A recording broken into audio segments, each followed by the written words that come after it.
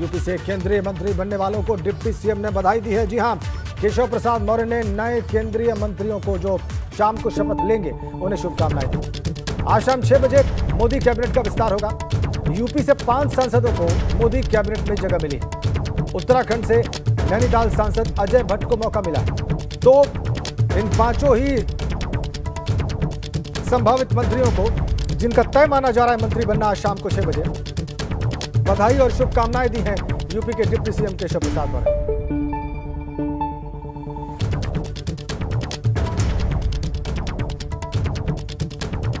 देखिए, जो अभी हमारे मंत्रिपरिषद के अंदर उत्तर प्रदेश से या देश से केंद्रीय मंत्रिपरिषद का हिस्सा बनने वाले हैं, माननीय नरेंद्र मोदी जी जैसे विश्व के सबसे लोकप्रिय और शक्तिशाली और अनुभवी नेता के मार्गदर्शन में सरकार का हिस्सा बनने वाले हैं, उन सबको मेरी अग्रिम शुभकामना है। कौन बनने वाले ये मैं नहीं जानता हूँ, कौन बनेंगे वो शाम को आपको पता चलेगा।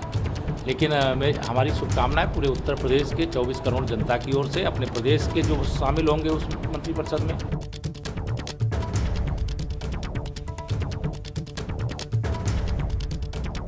तो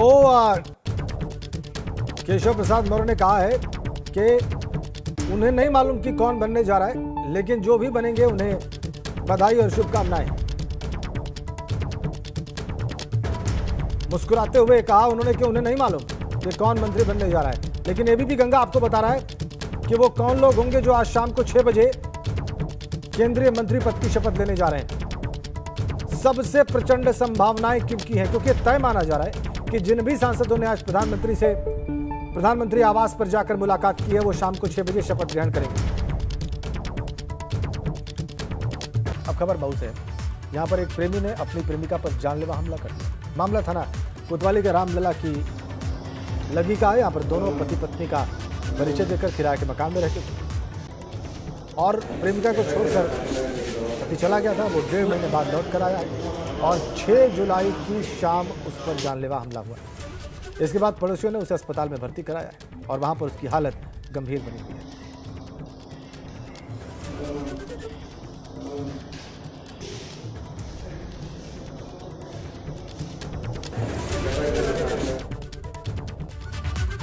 और ये बड़ी खबर गोंडा से है। ब्लॉक प्रमुख चुनाव में नामांकन की प्रक्रिया के दौरान बवाल हो गया है। उपद्रवियों ने जमकर बवाल काटा। पूर्व विधायक बैजनाथ दुबे की गाड़ी तोड़ डाली है उपद्रवियों ने और पुलिस ने बाद में खदेड़ा है, दौड़ाया है। इनको भगाने के लिए हवाई फायरिंग भी की है पुलिस ने। ब्लॉक परिसर में आधे घंटे तक हंगामा चलाया और एहतियातन कई थानों की फोर्स भी वहां पर भेजी गई।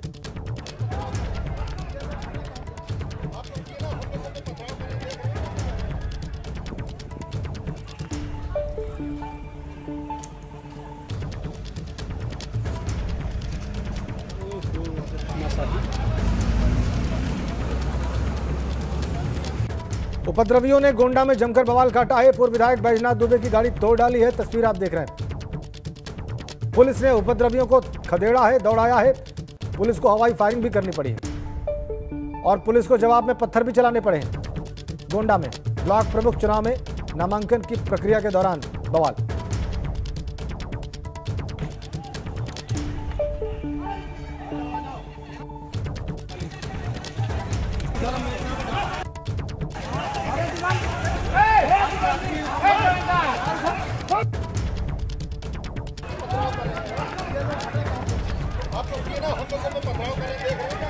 देखिए आप तस्वीरें बवाल के दौरान की और देखिए पुलिस ने कैसे खदेड़ा है, दौड़ाया है इन उपद्रवियों को। उपद्रवियों को भगाने के लिए पुलिस को हवाई फायरिंग भी करनी पड़ी।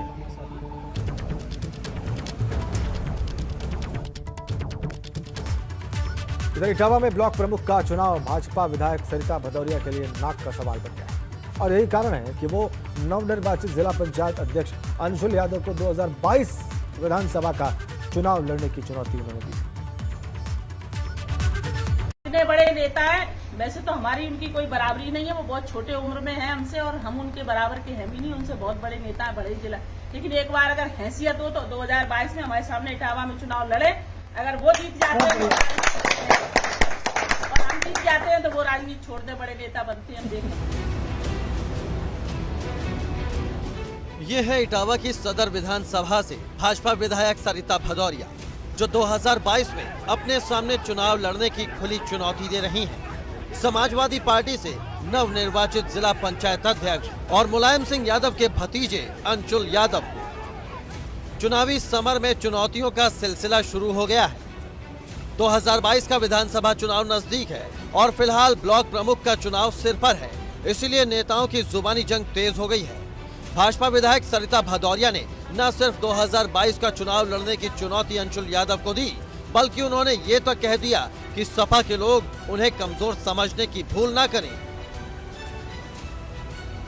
उपद्रव नहीं चाहते, हम उनसे ज्यादा उपद्रव करने की स्थिति में सक्षम है। अभी हम और जिला अध्यक्ष जी जिलाधिकारी के पास बैठे थे, मैडम कहीं से कमजोर नहीं, घर में घुस के छीन लाएंगे। आज वो कह दे हम आज घुस जाए भाजपा वाले जिला पंचायत अध्यक्ष के घर में, कमजोर है हम लोग। आपको बता दें कि इटावा में बड़पुरा सीट पर ब्लॉक प्रमुख का चुनाव होना है।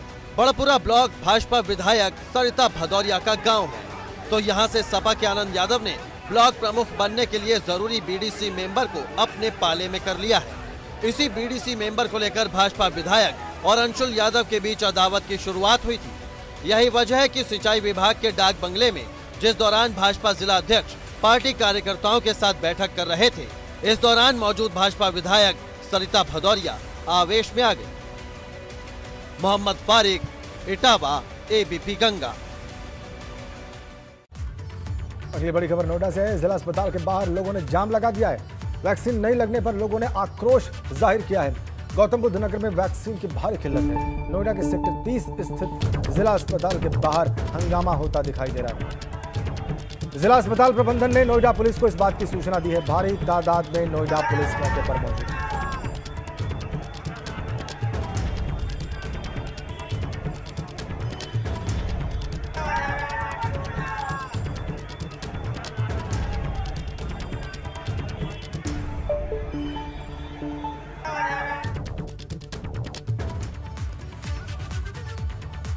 अब बढ़ते हैं अगली खबर की ओर। खबर नोएडा से है। यहाँ पर सेक्टर 50 में एक निजी स्कूल में आग लग गई। आग पर काबू पाने के लिए दमकल की 2 से ज्यादा गाड़ियों ने प्रयास किया। 2 से ज्यादा गाड़ियों की कोशिश के बाद देखिए कैसे इस आग पर काबू पाया गया। सेक्टर 50 नोएडा निजी स्कूल में आग लग गई और उसके बाद दमकल विभाग की 2 गाड़ियों ने मौके पर पहुंचकर इस पर काबू पाया। 2 से ज्यादा गाड़ियां थी फायर ब्रिगेड की जिन्होंने इस आग पर काबू पाया।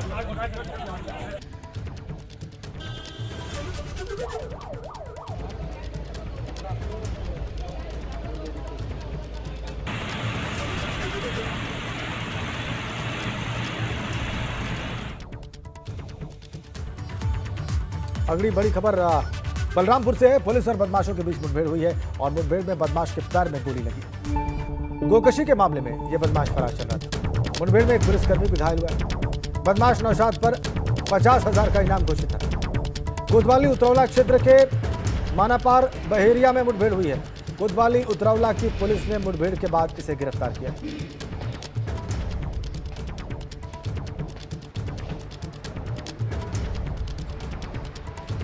गौहत्या के केस में वांछित चल रहा था। इसकी सूचना मिली थी थाना उतरौला में और काफ़ी समय से इसको ढूंढा जा रहा था और जैसे ही पुलिस टीम ने इसको घेरने का प्रयास किया तो उसने अपने बचाव में फायर किया। तो इसी फायर के बचाव में पुलिस पार्टी ने वापस फायर किया जिसमें इसको पैर में गोली लगी है और उसके बाद इसको पकड़ा गया है। और इस ऑपरेशन में हमारे कांस्टेबल को हाथ में थोड़ी चोट लगी है।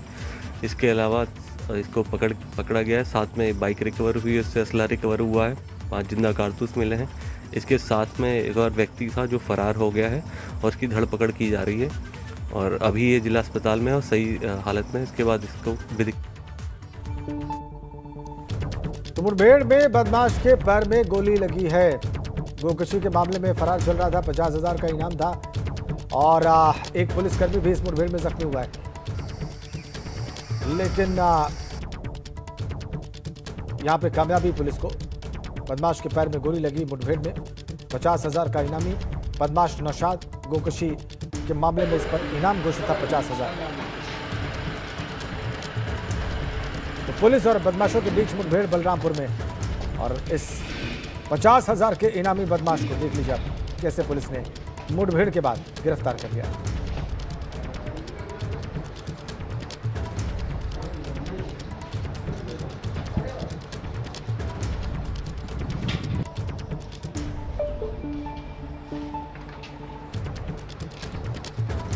मुठभेड़ में बदमाश के पैर में गोली लगी है। देखिए अब पुलिस ने कैसे इस मुठभेड़ के बाद इस 50,000 के इनामी बदमाश को गिरफ्तार किया है। तस्वीरें मौके की जहां पर ये मुठभेड़ हुई पुलिस और बदमाश के बीच में। नौशाद नाम इसका, 50,000 का इनामी।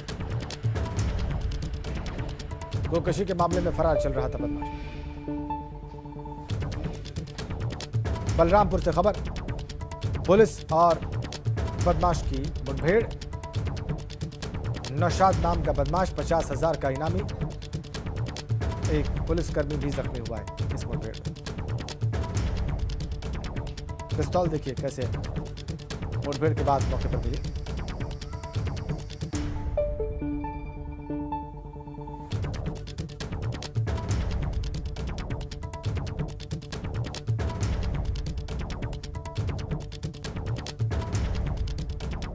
उत्तर प्रदेश में राम वन गमन सड़क मार्ग को लेकर बैठक हुई है। डिप्टी सीएम केशव प्रसाद मौर्य ने बैठक की।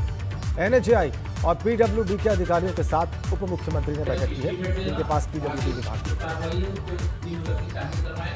राम वन गमन मार्ग बने, ये उत्तर प्रदेश तीर्थयात्रियों के लिए बहुत ही महत्वपूर्ण होगा और इसके डेवलपमेंट के लिए, इसके गठन के लिए देखिए डिप्टी सीएम केशव प्रसाद मौर्य ने बैठक की लखनऊ।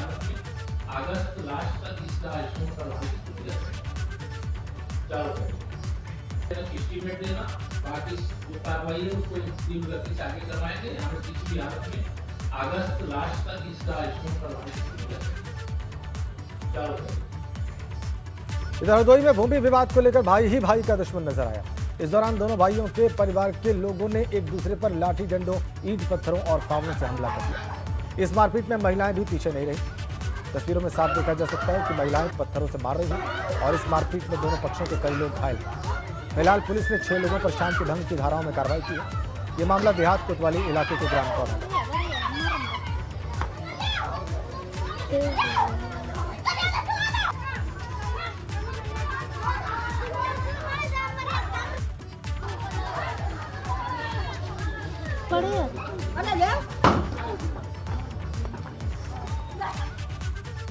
और बड़ी खबर नोएडा से, 2.5 लाख का इनामी बदमाश ढेर हो गया है। नोएडा में मुठभेड़ में घायल हुआ था, अस्पताल में दम तोड़ा इसने। इस बदमाश पर लूट, डकैती और दुष्कर्म के मामले दर्ज थे। हरियाणा का रहने वाला था बदमाश अजय उर्फ कालिया। बड़ी खबर नोएडा से, इनामी बदमाश अजय उर्फ कालिया मुठभेड़ में मारा गया है। घायल था, अस्पताल में दम तोड़ा इसने। हरियाणा का रहने वाला था बदमाश अजय उर्फ कालिया। सेक्टर 20 में मुठभेड़ हुई है ये नोएडा पुलिस और अजय उर्फ कालिया के बीच में। ये देखिए आप क्राइम सीन। और बड़ी खबर सूत्रों के हवाले से, डॉक्टर हर्षवर्धन का भी इस्तीफा। बड़ी खबर, डॉक्टर हर्षवर्धन स्वास्थ्य मंत्री, उनका भी इस्तीफा। संजय धोत्रे का भी इस्तीफा। 2 और केंद्रीय मंत्रियों के इस्तीफे की खबर आ रही है।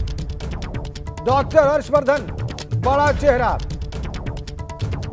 डॉक्टर हर्षवर्धन केंद्रीय स्वास्थ्य मंत्री, मोदी कैबिनेट से इस्तीफा दे दिया है उन्होंने। बड़ी खबर, बड़ा अपडेट।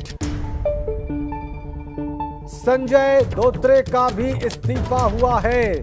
2 और केंद्रीय मंत्रियों ने त्याग पत्र दे दिया है। संजय धोत्रे ने इस्तीफा दिया है और इसके अलावा डॉक्टर हर्षवर्धन लगातार वो सक्रिय रहे। कोरोना की दूसरी लहर के दौरान आपने लगातार उन्हें प्रेस कॉन्फ्रेंस करते देखा, लगातार सरकार का पक्ष रखते देखा। कई बार वो विपक्ष के निशाने पर भी रहे। उन्होंने भी इस्तीफा दे दिया, ये बड़ी खबर। इसके अलावा संजय धोत्रे ने भी इस्तीफा दिया।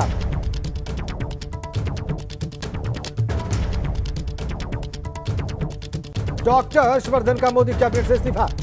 संजय धोत्रे केंद्रीय मंत्री, उन्होंने भी इस्तीफा दे दिया है। इस्तीफों का सिलसिला जारी। केंद्रीय मंत्री परिषद से इस्तीफों का सिलसिला जारी। 4 मंत्री पहले इस्तीफा दे चुके थे, 2 और मंत्रियों ने इस्तीफा दे दिया और इसमें से एक बहुत बड़ा नाम डॉक्टर हर्षवर्धन, दिल्ली से सांसद, केंद्रीय स्वास्थ्य मंत्री। इससे पहले भी वो केंद्रीय मंत्री रहे मोदी सरकार के पहले कार्यकाल और अभी लगातार वो स्वास्थ्य मंत्री थे। उन्होंने इस्तीफा दे दिया है। Doctor Harshvardhan senior leader Bharatiya Janata party के, विशेषतः दिल्ली भाजपा के, उन्होंने इस्तीफा दे दिया है। अविनाश तिवारी फोन लाइन पर। अविनाश, और क्या जानकारी मिल रही है आपको इन 2 इस्तीफों के बारे में, और प्रकट रूप से कारण क्या बताया जा रहा है? देखिए, अगर बात करें राजेंद्र, तमाम सारे मंत्रियों का रिव्यू हुआ था ये कैबिनेट एक्सपेंशन से पहले, और उसी के नतीजे कई सारे मंत्रियों के ऊपर कहीं न कहीं एक प्रकार से गाज गिरी है और उन लोगों को इस्तीफा देना पड़ रहा है। उत्तराखंड से अगर बात करें तो केंद्रीय मंत्री रमेश पोखरियाल निशंक ने इस्तीफा दिया है। उत्तर प्रदेश से बात करें तो संतोष गंगवार जो विक्रम मंत्री रहे उन्होंने इस्तीफा दिया है। केंद्रीय स्वास्थ्य मंत्री डॉक्टर हर्षवर्धन ने भी इस्तीफा दे दिया है। जो उत्तराखंड से अगर बात करें रमेश पोखरियाल निशंक, और उत्तर प्रदेश से संतोष गंगवार ने अपने इस्तीफे में जो हवाला दिया है वो स्वास्थ्य कारणों का दिया है।